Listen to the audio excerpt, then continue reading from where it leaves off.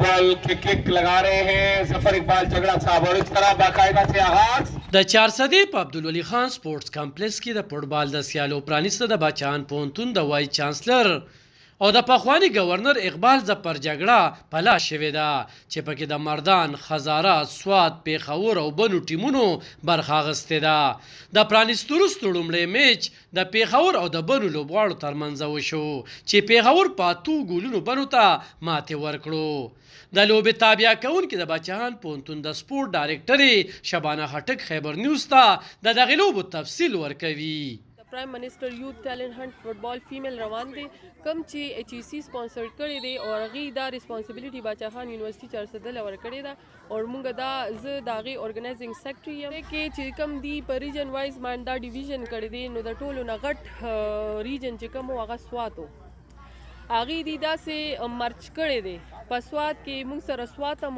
موږ سره تیمرګرم وه موږ سره اپر دیرم و موږ سره لوور دیرم و داسې بیا موږ سره چترال هم و په هغې کې موږ سره لوور چترال سنټرل چترال اپر چترال نو دا دې ټولو ځایونو ته په دې دونه لیمیټډ ټایم کې رسېدل هغه دی بیا په یو ریجن کې مرچ کړل د باچاهان پونتون وایس چانسلر پروفیسر بشیر احمد خیبر نیوز ته وویل چې دا لوبې د وزیر اعظم شهباز شریف د پڼ نه کول کیږي چې مقصد یې نوې کول په قامي کچ رامخته کول دي. د باچاهان یونیورسټۍ ډېره غټه کامیابي ده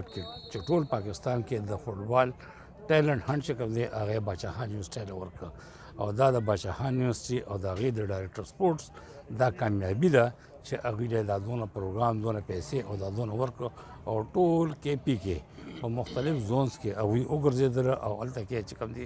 ریهرسل یې وکړې ټریننګ یې وکړه د هغې نه بعد یې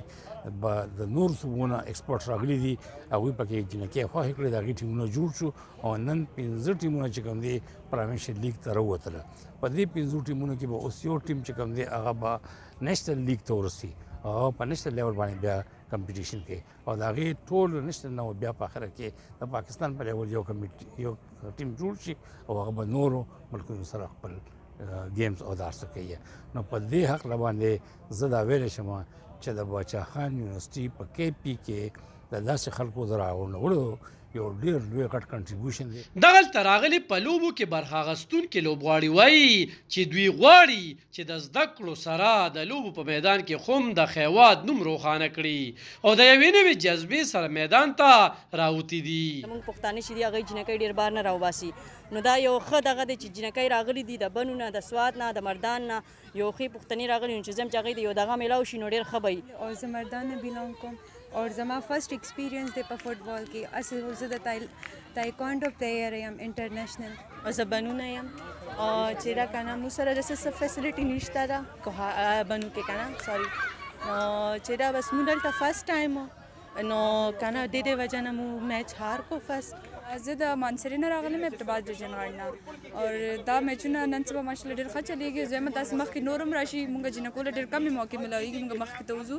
اور داسې مطلب داسې فیسلټیز وجې نه موږ به نور مخکې ته روانېږو اوس داسې ټیمونه نن سبا لبې کوي نو موږ غواړو داسې نور موږ لګر مخکې میلاو شو نو موږ دې نه هم ښه لیول باندې په دغه لوبو کې به هر یو ټیم 15 میچونه ترسره کوي او روزانه پکې د دوو لوبډلو ترمنځ لوبه پای ته رسي. د کمې فاینل میچ چې به د جولای په 20مه نیټه ترسره کیږي. په دغه موقع میلمنو د ډایرکټر شبانه خټک په ښه کاوش ستاینه کړې ده. د کیمرامین یاسر خان سره علب خان شیرپو خیبر نیوز چارسده.